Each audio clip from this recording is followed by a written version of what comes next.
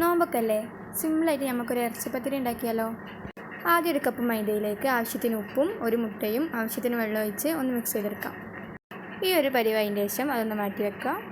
എന്നിട്ടൊരു പാൻ എടുത്ത് അതിൽ എണ്ണ തടവിയതിന് ശേഷം മുമ്പ് ഉണ്ടാക്കി വെച്ച ബാറ്റർ വളരെ തിന്നായിട്ടൊന്ന് ചുട്ടെടുക്കാം.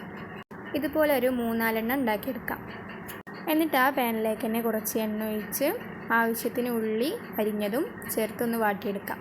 എന്നിട്ട് അതിലേക്ക് ആവശ്യത്തിന് ഉപ്പും 1 ടീസ്പൂൺ ഇഞ്ചി വെളുത്തുള്ളി പേസ്റ്റും ചേർത്ത് ഒന്ന് മിക്സ് ചെയ്തെടുക്കാം. എന്നിട്ട് ഈ മേൽ പറഞ്ഞ മസാലകളൊക്കെ ഇട്ടതിന് ശേഷം ഒന്ന് മിക്സ് ചെയ്തെടുക്കാം. എന്നിട്ട് അതിലേക്ക് ആവശ്യത്തിന് വേവിച്ചെടുത്ത ചിക്കനും 3 ടീസ്പൂൺ ചപ്പും കറിവേപ്പിലും ഇട്ടതിന് ശേഷം ഒന്ന് മിക്സ് ചെയ്തെടുക്കാം. അപ്പോൾ നമ്മുടെ മിക്സ് ഇവിടെ റെഡി ആയിട്ടുണ്ട്. എന്നിട്ടൊരു ബൗളിലേക്ക് 3 മുട്ടയും 1 കപ്പ് പാലും ആവശ്യത്തിന് കുരുമുളക് പൊടിയും ഉപ്പും ഇട്ടതിന് ശേഷം ഒന്ന് മിക്സ് ചെയ്തെടുക്കാം. എന്നിട്ടൊരു സോസ് പാനിൽ എണ്ണ തടവിയതിന് ശേഷം നമ്മൾ നേരത്തെ ഉണ്ടാക്കി വെച്ച പത്തിരി ഈ ബാറ്ററിൽ മുക്കിയിട്ട് പാനിൽ വെച്ചെടുക്കാം. എന്നിട്ട് നമ്മൾ നേരത്തെ ഉണ്ടാക്കി വെച്ച മസാല അതിൻ്റെ മുകളിലേക്ക് ഇട്ട് കൊടുക്കാം. ഇതുപോലെ എല്ലാ ലെയറും ഒന്ന് നമുക്ക് ചെയ്തെടുക്കാം.